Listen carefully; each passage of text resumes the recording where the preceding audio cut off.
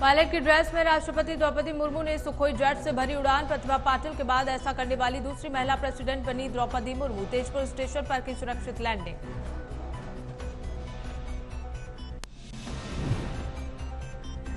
BJP नेता कैलाश विजयवर्गीय ने दिया विवादित बयान। कहा, लड़कियां पहनती हैं गंदे कपड़े। सोशल मीडिया पर वायरल हुआ वीडियो।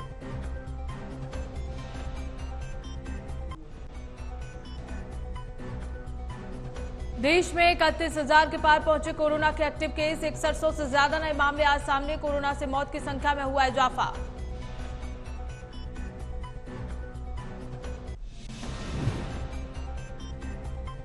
यूपी के बलरामपुर में हुई भीषण सड़क हादसा। ट्रक से टकराई कार। पति पत्नी और 4 बच्चों की मौत।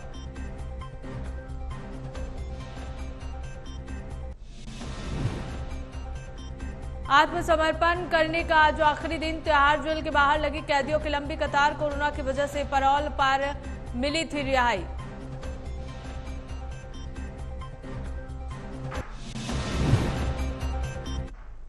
नमस्कार, आप देख रहे हैं न्यूज वॉच इंडिया। मैं हूं आपके साथ पूनम तांगर। खबरों का रुख करते हैं। भारत की राष्ट्रपति द्रौपदी मुर्मू शनिवार को पायलट के रूप में नजर आए। राष्ट्रपति मुर्मू अपनी पारंपरिक पोशाक साड़ी की जगह एयरफोर्स पायलट की पोशाक पहने हुए नजर आए। ये नजारा था असम के तेज एयरफोर्स स्टेशन का, जहां राष्ट्रपति भारतीय वायुसेना के लड़ाकू विमान सुखोई से उड़ान भरी। राष्ट्रपति तीनों सेनाओं के सुप्रीम कमांडर हैं। उड़ान भरने के थोड़ी देर बाद राष्ट्रपति मुर्मू के सुखोई विमान ने तेजपुर स्टेशन पर सुरक्षित लैंडिंग की। इसके साथ ही द्रौपदी मुर्मू ऐसा करने वाली भारत की दूसरी महिला राष्ट्रपति बन गई हैं। उनके पहले पूर्व राष्ट्रपति प्रतिभा पाटिल सुखोई में उड़ान भर चुकी हैं। उन्होंने 2009 में पुणे वायुसेना बेस से सुखोई फाइटर जेट में उड़ान भरी थी।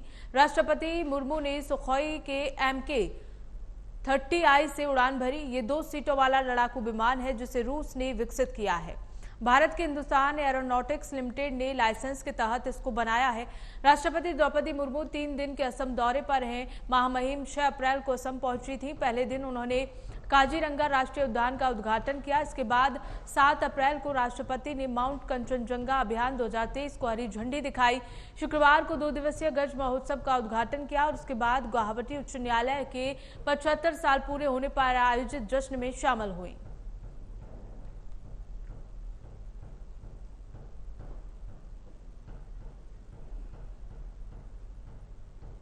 इसी बीच ब्रेकिंग न्यूज का रुख कर लेते हैं प्रतापगढ़ से, जहां रघुराज प्रताप और राजा भैया वायरल फीवर से ग्रसित हो गए हैं। बुखार सर्दी के लक्षण आने पर कोरोना की जांच कराई गई। कुंडा से विधायक राजा भैया की कोरोना जांच रिपोर्ट आई नेगेटिव। सोशल मीडिया पर राजा भैया को कोरोना को लेकर अफवाह फैलाई गई थी। जनसत्ता दल लोकतांत्रिक राष्ट्रीय पार्टी अध्यक्ष हैं राजा भैया। बता दें कि उनको जुकाम, खांसी, बुखार जैसे लक्षण दिखाई दिए। रघुराज प्रताप और राजा भैया वायरल फीवर से ग्रसित थे। बुखार सर्दी के लक्षण आने पर कोरोना की जांच भी कराई गई। कुंडा से विधायक राजा भैया की कोरोना जांच रिपोर्ट नेगेटिव आई है और साथ ही सोशल मीडिया पर राजा भैया को कोरोना को लेकर अफवाह फैलाई गई।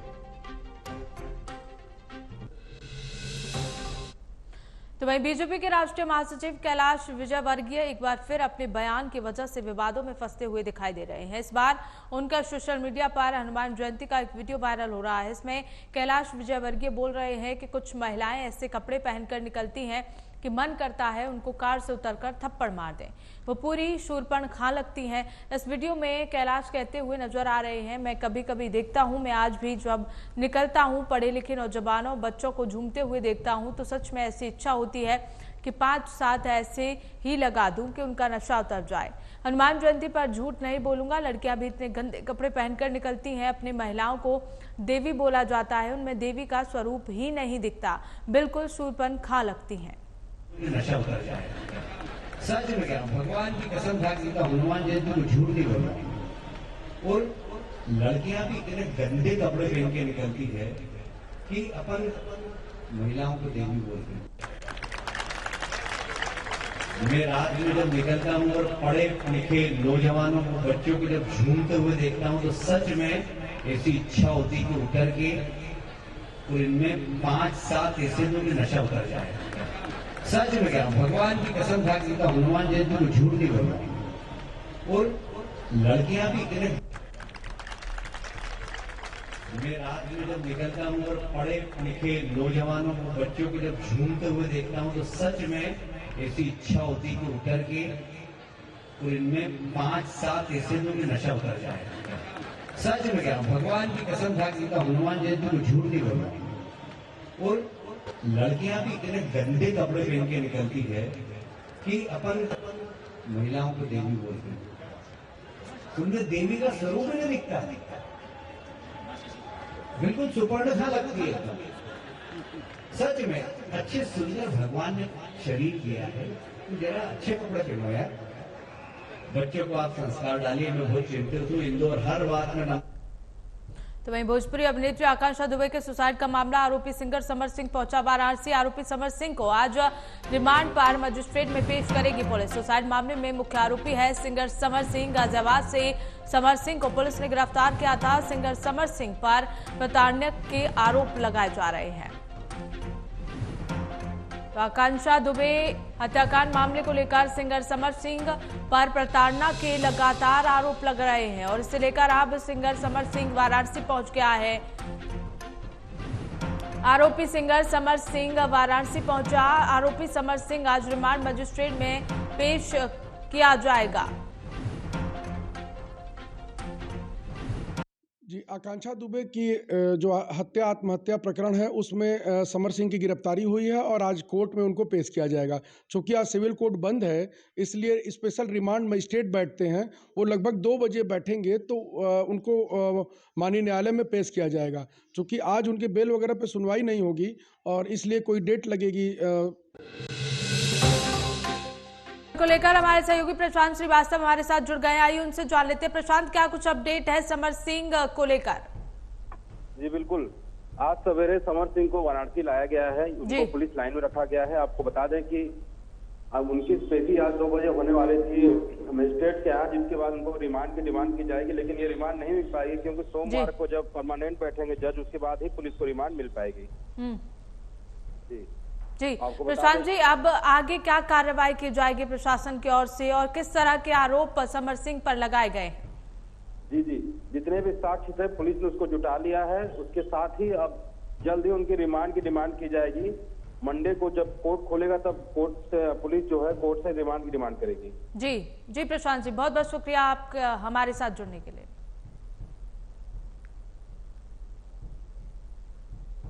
क्या आपने कभी सुना है कि जेल जाने के लिए भी होड़ मच सकती है? लेकिन ऐसा हुआ है। दिल्ली में तिहाड़ जेल जाने के लिए कैदियों में होड़ मची हुई है। पूरे अनुशासन और सभ्य तरीके से बड़े बड़े अपराधी लाइन लगाए हुए हैं और अपनी बारी का इंतजार कर रहे हैं। ये कैदी देश भर से दिल्ली की तिहाड़ जेल में सरेंडर करने के लिए पहुंचे हैं। दरअसल कैदियों की इस लंबी लाइन के पीछे सुप्रीम कोर्ट का एक अल्टीमेटम है, जिसकी समय सीमा आज खत्म हो रही है। ऐसे में पुलिसिया सख्ती से बचने के लिए देश भर के अपराधी तिहाड़ जेल के बाहर जमा हो गए हैं। बता दें कि कोरोना की पहली लहर के दौरान संक्रमण का खतरा कम करने के लिए सुप्रीम कोर्ट ने कई कैदियों को जमानत या पैरोल पर रिहा किया था। ऐसा जेल से भीड़ को कम करने के लिए किया गया था। ये कैदी पिछले 2 से 3 साल से जेल से बाहर चल रहे थे। बीते दिनों सुप्रीम कोर्ट ने इन सभी कैदियों को सरेंडर करने का आदेश दिया था। उन्हें 15 दिन का समय दिया गया था, जिसकी समय सीमा आज खत्म हो रही है।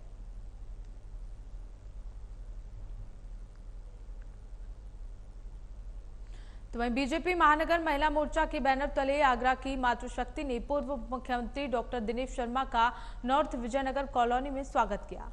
बता दें कि बीजेपी महिला मोर्चा की महानगर अध्यक्ष उपमा गुप्ता और उनकी टीम ने डॉक्टर दिनेश शर्मा को चांदी का मुकुट और राम दरबार की भव्य प्रतिमा भेंट कर उनका हार्दिक स्वागत किया। इस दौरान भारत माता की जय और वंदे मातरम के उद्घोषों से सभागार गूंजता रहा। इस अवसर पर मुख्य अतिथि के रूप में अपना उद्घोषण देते हुए डॉक्टर दिनेश शर्मा ने कहा कि शक्ति का प्रतीक हमारी माता बहनें देश और प्रदेश के विकास की प्रतिमूर्ति रही हैं। भारतीय जनता पार्टी की सबसे बड़ी ताकत और भारतीय जनता पार्टी के लिए सर्वोपरि मातृशक्ति है। इसलिए हमारे देश की राष्ट्रपति ऐसी महिला हैं जिन्होंने संघर्ष के बलबूते पर अपना सर्वोच्च मुकाम हासिल किया है।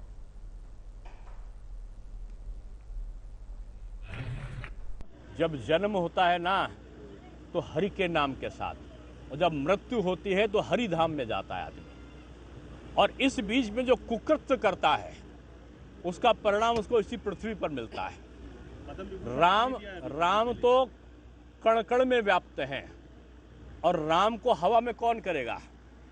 हवा का संचालन भगवान राम के नाम से होता है। तो वहीं कानपुर देहात में सरकारी वकील का काला कारनामा सामने आया है। दरअसल एक कुख्यात हिस्ट्री शीटर पर 28 से ज्यादा गौ हत्या, गैंगरेप, गैंगस्टर एक्ट, हत्या का प्रयास और रंगदारी जैसे गंभीर धाराओं में मुकदमे दर्ज थे। लेकिन कुख्यात हिस्ट्री शीटर के खिलाफ केस लड़ रहे शासकीय अधिवक्ता ने ऐसी गुलाटी मारी कि 28 से ज्यादा मुकदमे वाला कुख्यात हिस्ट्री शीटर एक शरीफ आदमी बन गया। हिस्ट्री शीटर की कोर्ट से क्राइम कुंडली ही गायब हो गई, क्योंकि गेम प्लानर सरकारी वकील साहब जो थे, सब कुछ जानते हुए भी डीएम नेहा जैन सरकारी वकील राजू पोरवाल पर कोई कार्रवाई नहीं कर रही है। और कार्रवाई न करने की वजह बताई जा रही है कि शासकीय अधिवक्ता राजू पोरवाल विश्व हिंदू परिषद के गौरक्षा समिति के प्रांतीय अध्यक्ष हैं।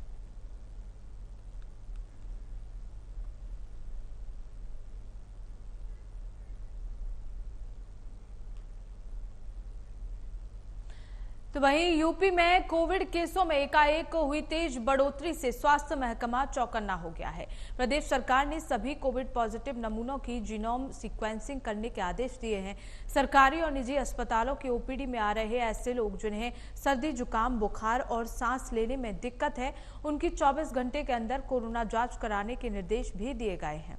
विदेश यात्रा से लौट रहे लोगों की अनिवार्य रूप से कोरोना जांच कराई जाएगी। इस संबंध में स्वास्थ्य सचिव रविंद्र की ओर से सभी जिलों को विस्तृत दिशा निर्देश जारी कर दिए गए हैं। इसके तहत सभी जिलों की लैब से कोरोना संक्रमित लोगों के सैंपल की जीनोम सीक्वेंसिंग कराने के लिए इसे केजीएमयू भेजने के निर्देश दे दिए गए हैं। जिलों में बने इंटीग्रेटेड कोविड कमांड सेंटरों को फिर से सक्रिय करने, शहरी और ग्रामीण क्षेत्रों में सर्विलांस के लिए टीमें गठित करने, जिले और ब्लॉक स्तर पर बनाई गई रैपिड रिस्पांस टीम और आशा वर्कर, आंगनबाड़ी कार्यकर्ता और ग्राम निगरानी समिति को फिर से ट्रेनिंग दिलाने के लिए भी कहा गया है।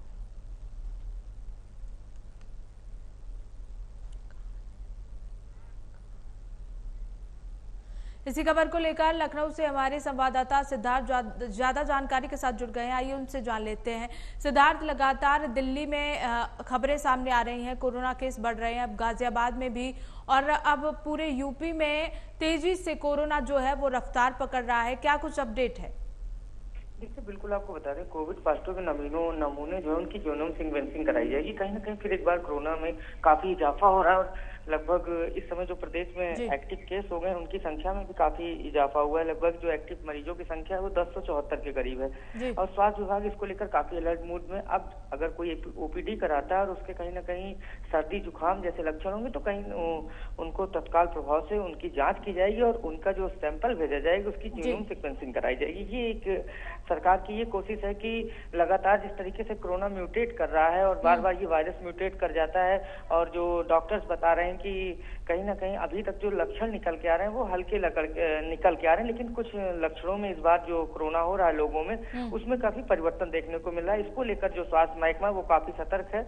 यूपी की बात कर लें तो यूपी में खास कर कोरोना की बात कर लें तो लगातार जो ये वायरस है लगातार ये म्यूटेट कर जा रहा है और ये कहीं ना कहीं एक परेशानी का सबब बना हुआ है। और ये सरकार की ये कोशिश है कि जो लोग कोरोना पॉजिटिव हो रहे हैं उनको लोगों से अलग रखा जाए और उनको अलग रखा जाए। अगर कहीं जीनोम सीक्वेंसिंग कराई जाए उसमें अगर उनके म्यूटेशन में कुछ परिवर्तन आता है उसको तत्काल प्रभाव से बताया जाए। इस पर केंद्र सरकार भी लगातार वो भी नजर बनाए हुए है। तो और लेकिन एक चीज सबसे महत्वपूर्ण ये है पूनम की लोगों में पूरी तरीके से लापरवाही बनी हुई है और इसको लेकर कहीं ना कहीं सरकार इसको लेकर भी अलर्ट है। और फिर से कहीं ना कहीं जिस तरह एनसीआर में ये कह दिया गया कि मास्क को लगाना अनिवार्य हो गया तो कहीं ना कहीं आने वाले समय में आपको यूपी में भी दिखेगा और मास्क अनिवार्य किया जाएगा और सोशल डिस्टेंसिंग का पालन कराया जाएगा। तो कहीं ना कहीं अब सरकार के लिए भी ये चुनौती है और जब तक ये चुनौती सरकार के लिए और आम पब्लिक जब तक इसमें सहयोग नहीं करेगी तब तक ये परेशानियां इसी तरीके से आती रहेंगी। जी बिल्कुल सिद्धार्थ, अगर ऐसे ही केस बढ़ते रहे तो गाइडलाइंस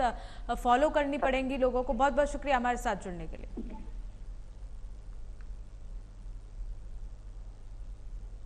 तो वहीं बिजनौर में डिवाइडर से टकराई तेज रफ्तार कार में सवार परिवार के लोगों को मामूली चोटें आई हैं। यातायात प्रभारी ने सभी को सुरक्षित बाहर निकाला। दिल्ली से नहटौर जा रहे थे कार सवार लोग। कोतवाली शहर के शक्ति चौराहे का ये पूरा मामला बताया जा रहा है। यातायात प्रभारी ने सभी को सुरक्षित बाहर निकाला। दिल्ली से नेहटौर के लिए ये लोग जा रहे थे। कोतवाली शहर के शक्ति चौराहे का ये पूरा मामला बताया जा रहा है। बता दें कि डिवाइडर से तेज रफ्तार कार टकरा गई। कार में सवार परिवार के लोगों को मामूली चोटें आई हैं। यातायात प्रभारी ने सभी को बाहर निकाला।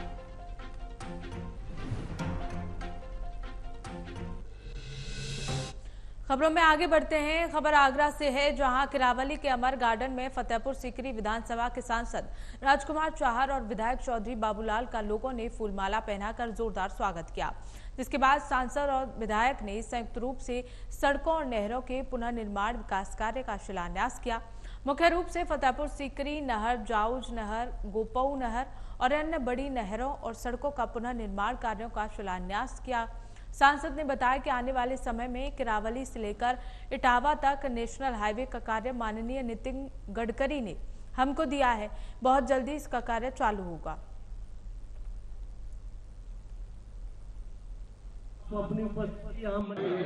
एक नया नेशनल हाईवे हमने मंजूर कराया है और ये यहाँ से शुरू होकर ऊदी मोड़ से इटावा तक जाएगा। किरावली से कागरौल, कागरौल से खेरागढ़ के और सैया के बीच में टच करते हुए सैया, सैया से इरादत नगर से शमशाबाद, फतेहाबाद, बाह, जैतपुर होते हुए ऊदी मोड़ से लगेगी। तो एक ये बहुत बड़ा काम माननीय गडकरी जी ने हमको दिया है। दूसरा, ये जो जयपुर मार्ग है जहाँ से 2 लेन आगरा तक शुरू होती है, वो भी 4 लेन स्वीकृत हो गई है। प्रतिमात फाटक पर एक पुल भी बनेगा, बहुत बड़ा ब्रिज बनेगा। और ये जो आपका दक्षिण बाईपास है, इसकी स्थिति बहुत अच्छी नहीं है, तो इसके लिए भी 125 करोड़ रुपए माननीय गडकरी साहब ने मंजूर किए हैं। तो डेवलपमेंट के जो भी काम है वो किए जा रहे हैं। आने वाले समय में हर घर को जल में गंगा जल की अप्रैल के अंत तक मुझे पूरा विश्वास है, नहीं तो मई के फर्स्ट या सेकेंड वीक तक टेंडर हो जाएंगे। 4600 करोड़ की योजना है। हमेशा के लिए जल का संकट दूर होगा। सबका साथ, सबका विकास, सबका विश्वास और सबका प्रयास, ये जो मंत्र माननीय मोदी जी ने दिया है, ये विकास का मंत्र है। विकास के रास्ते खुले हैं और निश्चित रूप से विकास की गंगा फतेहपुर सीकरी विधानसभा से लेकर फतेहपुर सीकरी लोकसभा क्षेत्र में बहेगी। ये बहुत बहुत धन्यवाद। कुछ सड़कों का, कुछ नहर विभाग के कार्य हैं, उनके कुछ शिलान्यास है, कुछ उसका उद्घाटन है। और ये तो रोज के कार्यक्रम है। भारतीय जनता पार्टी की सरकार, आदरणीय योगी जी और आदरणीय मोदी जी का मिशन है। जितना ज़्यादा से ज़्यादा विकास होगा इलाके में, उतना ही ज़्यादा विकास होगा। उसी के तहत हम लोग प्रयासरत हैं। चाहे पानी की व्यवस्था हो, चाहे सड़क की व्यवस्था हो, चाहे और कोई भी हो, सब विकास आप लोग देख रहे हैं। 2-4 दिन पीछे या कहीं न कहीं एक शिलान्यास और उद्घाटन होते ही रहते हैं। उसी के तहत आज हमने और सांसद जी ने दोनों ने मिलकर के कुछ योजनाएं हैं, PWD की सड़कों की हैं और कुछ नहर विभाग की हैं, उनका शिलान्यास और उद्घाटन दोनों किए। आप अपनी उपस्थिति यहाँ दर्ज करा। तो वहीं अमरोहा में थाना समाधान दिवस में जमकर हंगामा देखने को मिला। दरोगा और लेखपालों के बीच जमकर झड़प हुई। समाधान दिवस पर लेखपालों ने हंगामा किया। समाधान दिवस से वापस हुए लेखपाल समस्या का निस्तारण कराने के दौरान झड़पें हुई। नौगांव सादा थाना समाधान दिवस का ये पूरा मामला बताया जा रहा है, जहां जमकर हंगामा देखने को मिला।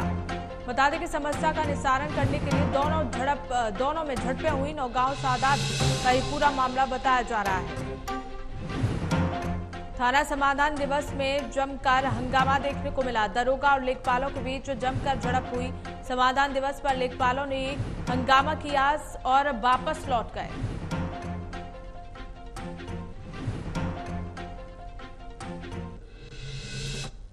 तो वहीं कन्नौज के तिरवा क्षेत्र में मेडिकल कॉलेज बंद होने के चलते नवजात मासूम की मौत का मामला सामने आया है। आरोप है कि मेडिकल कॉलेज सालों बाद भी चालू नहीं हो पाया। दरअसल नवजात बच्ची को सांस लेने में तकलीफ हो रही थी, जिसके चलते मासूम के परिजन उसे मेडिकल अस्पताल लेकर आए थे, लेकिन मेडिकल कॉलेज से डॉक्टरों ने मासूम को कानपुर रेफर कर दिया, जिसके चलते रास्ते में भी मासूम ने दम तोड़ दिया। पीड़ित पिता का आरोप है कि आईसीयू और वेंटिलेटर वार्ड शुरू न होने की वजह से सुविधाओं के अभाव के चलते बच्ची की जान चली गई। बेटी हमारी इस मेडिकल कॉलेज में, इतना बड़ा मेडिकल कॉलेज है और आईसीयू की वजह और वेंटिलेटर की वजह से हमारी बेटी की मृत्यु हो गई। अगर ये सुविधाएँ उपलब्ध होती तो हमारी बेटी की मृत्यु नहीं होती। और यहाँ से डॉक्टरों ने रिफ़र कर दिया हाईलाइट के लिए, बच्ची ने बीच में ही दम तोड़ दिया। और तो सारी सरकार की लापरवाही है। भाई सरकार कहती है बेटी बचाओ बेटी पढ़ाओ, तो बेटी की क्या गलती थी? जिस बेटी ने आग भी नहीं खोल पाई, जिसने जन्म लिया उसने आग भी नहीं खोल पाई, वो बेटी की मृत्यु हो गई। इसी खबर को लेकर हमारे संवाददाता शिव पटेल हमारे साथ जुड़ गए हैं। आइए उनसे जान लेते हैं। शिव, पूरी घटना क्या है? जी, आपको बता दें कि मेडिकल कॉलेज तिरवा में एक महिला का भर्ती कराई गई थी, जहां उसने बेटी को जन्म दिया था। ठठिया थाना क्षेत्र बस्ता गांव निवासी दीपक कुमार की पत्नी दिव्या को प्रसव पीड़ा होने के बाद उन्हें मेडिकल कॉलेज भर्ती कराया गया था, जहां उनकी पत्नी ने बेटी को जन्म दिया। लेकिन डॉक्टरों की लापरवाही के चलते डॉक्टरों ने उस बेटी को मासूम को कानपुर के लिए रेफर कर दिया, क्योंकि जो मेडिकल कॉलेज में वेंटिलेटर है और आईसीयू है, जिसमें कोई भी अभी तक सुविधाएं चालू नहीं हो सकी है। कई वर्षों से लगातार लोग वेंटिलेटर और आईसीयू चालू करने के लिए कहते हैं, लेकिन मेडिकल कॉलेज प्रशासन इस ओर ध्यान नहीं देता, जिससे कि आज मासूम की मौत हुई है। जी, इससे लेकर स्वास्थ्य विभाग का क्या कहना है? जी, स्वास्थ्य विभाग ने अपना पल्ला झाड़ते हुए कहा है कि सब प्रशासन को इस बारे में लेटर भेजा गया, लेकिन अभी तक कोई भी प्रशासन का कोई भी नुमाइंदा मौके पर नहीं पहुंचा है जो पीड़ित से बात की जा सके। जी शिव, बहुत बहुत शुक्रिया जुड़ने के लिए। तो वहीं गाजियाबाद के मोदी नगर में एक दुकान पर ग्राहक बनकर आए बदमाशों ने महिला दुकानदार से चैन छीन ली और घटना को अंजाम देकर फरार हो गए। महिला ने भागकर बदमाशों का पीछा भी किया, मगर बदमाश भागने में कामयाब हो गए। वहीं सूचना के बाद मौके पर पहुंची पुलिस आसपास लगे सीसीटीवी कैमरे को खंगालने में जुट गई है। उसके बाद पुलिस ने महिला को आश्वासन दिया कि जल्द बदमाशों को गिरफ्तार कर लिया जाएगा। पेंसिल रबड़ कटर। नाम आपका? मंजुलता गुप्ता। क्या करती हैं आप? बस दुकान कर रखी है ऐसा तो बरेली में। क्या घटना घटी आज आपके साथ? जैसा रबड़ पेंसिल कटर मांगने के लिए आया, मैं वो दिखाने लगी, बोला कटर में पेंसिल छील कर दे दो। इतना मैं नीचे हुई तो बस वो छीन कर भाग लिया। क्या छीन कर? चैन छीन कर भाग गया। किस चीज की चैन थी? सोने की। पहन रखी थी आपने? हाँ पहन रखी। किस चीज पर आए थे? कैसे किस चीज? बदमाश कौन थे? अब बदमाश को क्या पता है ऐसा तो। आज दिनांक 7 अप्रैल 2023 को गाजियाबाद पुलिस कमिश्नरेट को सूचना मिली कि थाना मोदी नगर के भूपिंदरपुरी क्षेत्र में एक महिला जो कि अपने जनरल स्टोर की दुकान पर कार्य कर रही थी, तभी एक व्यक्ति वहां पर आया और उसके सामान लेने के बहाने उनसे सामान लेने लगा और उसी दौरान जब वो सामान निकाल रही थी तो वो झपट्टा मारकर उसने उनकी चेन छीन ली। इस घटना का तत्काल ही गाजियाबाद पुलिस द्वारा संज्ञान ले लिया गया है और इसको वर्कआउट करने के लिए 4 टीमों का गठन कर दिया गया है, जिसमें से 3 टीमें सर्विलांस पर और सीसीटीवी पर कार्य कर रही हैं और एक टीम मैनुअल एंगल से कार्य कर रही है। जल्दी इसमें अभियुक्तों को गिरफ्तार कर लिया जाएगा और आगे की वैधानिक कार्रवाई की जाएगी। अमरोहा में युवती से छेड़खानी करना मनचलों को भारी पड़ गया। लोगों ने मनचले को जमकर पीटा। बता दें कि आरोपी युवक के 2 साथी मौके से फरार हो गए। पुलिस ने आरोपी को गिरफ्तार कर लिया है। पुलिस आरोपी के दोनों साथियों की तलाश कर रही है। गजरौला थाना क्षेत्र के तिगरी मार्ग का पूरा मामला बताया जा रहा है। बता दें कि मनचले महिला को छेड़ रहे थे, जिसके बाद मनचलों की पिटाई की गई, जिसमें से 2 मनचले फरार हो गए। एक मनचले को पुलिस ने गिरफ्तार कर लिया। अमरोहा के रहरा थाना क्षेत्र में आवारा सांड ने एक किसान को कुचलकर मौत के घाट उतार दिया। जानकारी के मुताबिक किसान घर खेत पर किसी काम से जा रहा था, तभी आवारा सांड के झुंड ने किसानों पर हमला कर दिया और किसान को मौत के घाट उतार दिया। किसान की मौत से परिजनों में मातम का माहौल है। वहीं घटना की जानकारी मिलते ही मौके पर पहुंची पुलिस ने शव को कब्जे में लेकर पोस्टमार्टम के लिए भेज दिया है और आगे की कार्रवाई में जुट गई है। तो उत्तर प्रदेश लोक सेवा आयोग ने यूपी पीएससी 2022 का फाइनल रिजल्ट जारी कर दिया है। मुख्य परीक्षा में 5,311 अभ्यर्थी शामिल हुए थे। इसमें से 1,070 अभ्यर्थियों को साक्षात्कार के लिए बुलाया गया था। इसमें आगरा की दिव्या सिकरवार ने टॉप किया है, वो पहले स्थान पर, जबकि आगरा की ही ऐश्वर्या दुबे को 9वां स्थान मिला है। यूपीपीएससी 2022 की पीसीएस परीक्षा टॉपर फौजी पिता की बेटी विद्या सिकरवार आगरा की एतमादपुर तहसील के गांव रामीगढ़ी की रहने वाली है। उनके चयन की खबर मिलने के बाद परिवार और क्षेत्र में खुशी की लहर दौड़ गई है।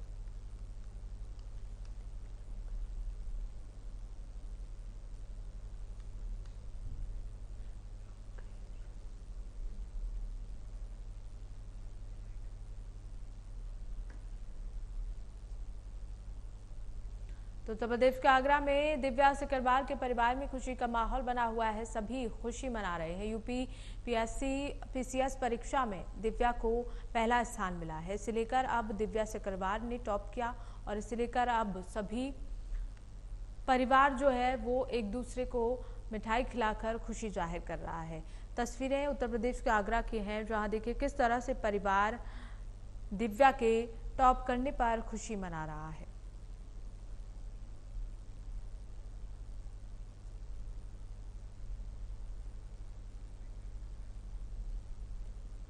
तो उत्तर प्रदेश के आगरा में दिव्या ने टॉप किया है, उससे लेकर परिवारीजनों में खुशी का माहौल है और एक दूसरे को मिठाई खिलाकर वो खुशियां मना रहे हैं। मुख्य परीक्षा में 5,311 अभ्यर्थी पहुंचे थे, जिसमें से दिव्या ने सबसे पहला स्थान प्राप्त किया है। इसे लेकर जो परिवार है वो खुशी मनाता हुआ नजर आ रहा है। खबरों में बस इतना ही। देखते रहिए न्यूज़ वॉच इंडिया।